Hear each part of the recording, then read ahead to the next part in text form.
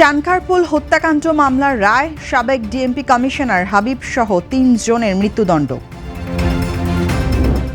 আগামী নির্বাচন মানুষের ভাগ্য বদলে দেবে, কক্সবাজারে নির্বাচনী জনসভায় সালাউদ্দিন আহমেদ।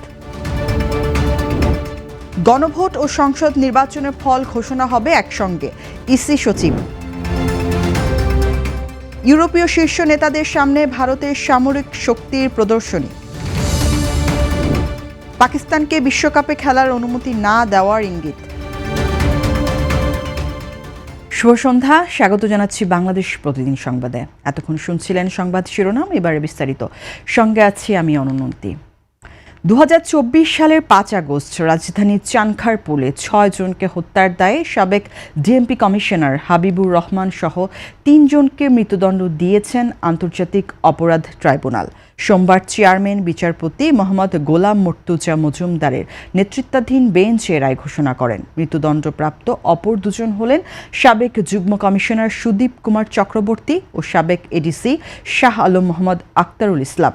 রায়ে ডিএমপি কমিশনারের ওয়্যারলেস বার্তায় গুলি করার নির্দেশ এবং চাইনিজ রাইফেল ব্যবহারের প্রমাণ পাওয়ার কথা উল্লেখ করা হয়। এছাড়া মামলার বাকি 5 আসামিকে 3 থেকে 6 বছর পর্যন্ত বিভিন্ন মেয়াদে কারাদণ্ড প্রদান করা হয়েছে। দণ্ডপ্রাপ্ত 8 আসামির মধ্যে হাবিবুর রহমান সহ 4 জনই বর্তমানে পলাতক রয়েছেন। জুলাই গণ অভ্যুত্থান পরবর্তী মানবতাবিরোধী অপরাধের বিচারে এটি ট্রাইব্যুনালের দ্বিতীয় রায়। এর আগে প্রথম রায়ে শেখ হাসিনা ও আসাদুজ্জামান খানকে মৃত্যুদণ্ড দেওয়া হয়েছিল। 19টি ভিডিও ও 26 জন সাক্ষীর জবানবন্দির ভিত্তিতে এই ঐতিহাসিক রায়টি ঘোষণা করা হলো। রায় সম্পর্কে আদালত জানান, সাধারণ মানুষের ওপর নির্বিচারে গুলি চালানো আন্তর্জাতিক অপরাধের আওতায় মানবতাবিরোধী অপরাধ হিসেবে গণ্য হয়েছে। তবে এই রায়ে অসন্তুষ্টি প্রকাশ করে রাষ্ট্রপক্ষ জানিয়েছে যে সাজা কম হওয়া আসামিদের বিষয়ে তারা উচ্চ আদালতে আপিল করবে। আগামী নির্বাচন হবে মানুষের ভাগ্য বদলে দেওয়ার নির্বাচন, তাই দেশের উন্নয়ন স্থিতিশীলতার জন্য ধানের শীষের পক্ষে ভোট চাইলেন বিএনপির স্থায়ী কমিটির সদস্য সালাউদ্দিন আহমেদ। সোমবার সকালে কক্সবাজারের চকরিয়ার বমুবিলছড়ি ইউনিয়নের জনসভায় যোগ দিয়ে এই আহ্বান জানান তিনি। আগামীতে জনগণ দেশের মালিকানা ফেরত পাবে কথা জানিয়ে তিনি বলেন, দেশে যেন আর কোনোদিন ফ্যাসিবাদ ফিরে না আসে এমন সংবিধান প্রণয়ন করা হবে, এমন গণতান্ত্রিক ব্যবস্থা গড়ে তোলা হবে। ক্ষমতায় গেলে দরিদ্র পরিবারের ফ্যামিলি কার্ড, চিকিৎসা সেবা নিশ্চিতে স্বাস্থ্য কার্ড, কৃষকদের কৃষি কার্ড দেওয়ার প্রতিশ্রুতির কথাও জানান বিএনপির এই নেতা। সোমবার সকালে চকরিয়ার বমুবিলছড়ি শহীদ আব্দুল হামিদ মাধ্যমিক উচ্চ বিদ্যালয়ের মাঠে এক পথসভায় সালাউদ্দিন আহমেদ এসব কথা বলেন। এ সময় উপজেলা বিএনপির সভাপতি এনামুল হক, সাধারণ সম্পাদক এম মোবারক আলী, বমুবিলছড়ি ইউনিয়নের সাবেক চেয়ারম্যান আব্দুল মতলব সহ বমুবিলছড়ি ইউনিয়ন বিএনপির সিনিয়র নেতৃবৃন্দ উপস্থিত ছিলেন।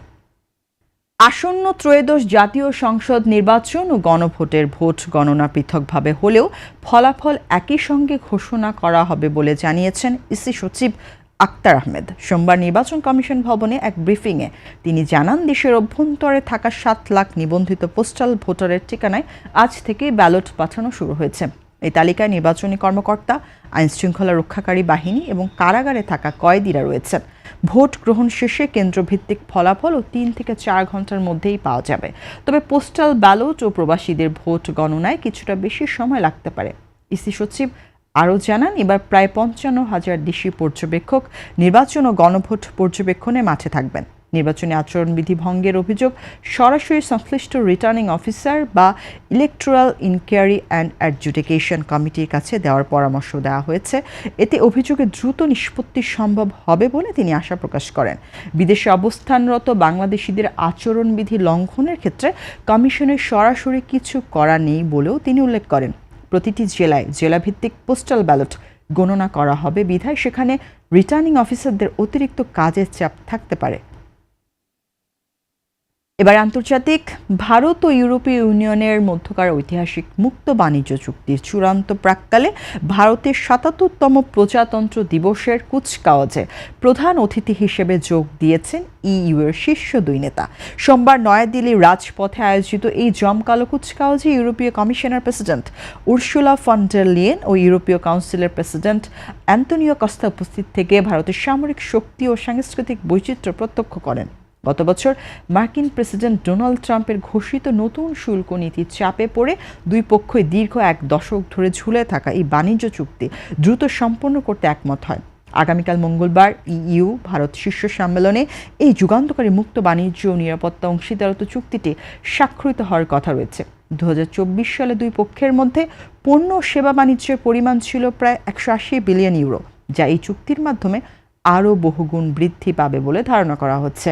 ভারত এই চুক্তির মাধ্যমে ইউরোপীয় প্রযুক্তি ও বিনিয়োগ ব্যবহার করে অবকাঠামো উন্নয়ন ও কর্মসংস্থান সৃষ্টি করতে চায়। অন্যদিকে ইইউ ভারতের বিশাল বাজারকে কাজে লাগিয়ে নিজেদের অর্থনীতি সমৃদ্ধ করতে আগ্রহী। IMF এর পূর্বাভাস অনুযায়ী চলতি বছর চতুর্থ বৃহত্তম অর্থনীতি হতে যাওয়া ভারতের জন্য এই চুক্তিটি একটি বিশাল মাইল ফলক হিসেবে গণ্য হবে। এবারে খেলার খবর। বাংলাদেশকে টি-20 বিশ্বকাপ থেকে বাদ দেওয়ার ঘটনায় বড় সিদ্ধান্ত নিতে চলেছে পাকিস্তান। আইসিসির সিদ্ধান্তকে অন্যায্য ও বৈষম্যমূলক মনে করে পাকিস্তান এখন 2026 টি-20 বিশ্বকাপ থেকে সরে দাঁড়ানোর বিষয়টি গুরুত্ব দিয়ে ভাবছে। পাকিস্তানি গণমাধ্যম জিও নিউজ সরকারের উচ্চপদস্থ এক সূত্রের মাধ্যমে জেনেছে, ফেডারেল সরকার ভারত ও শ্রীলঙ্কায় যৌথভাবে অনুষ্ঠিত বিশ্বকাপের জন্য পিসিবিকে দল পাঠানোর অনুমতি হয়তো দেবে না।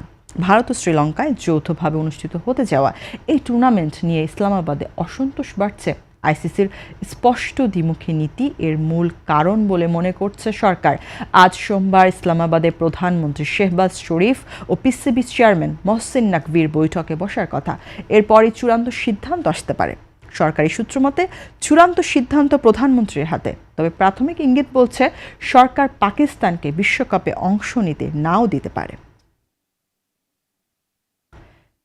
এই ছিল আজকের সংবাদ। সবশেষ খবর জানতে চোখ রাখুন বাংলাদেশ প্রতিদিন ইউটিউব চ্যানেল ও ফেসবুক পেজে। সবাইকে অসংখ্য ধন্যবাদ।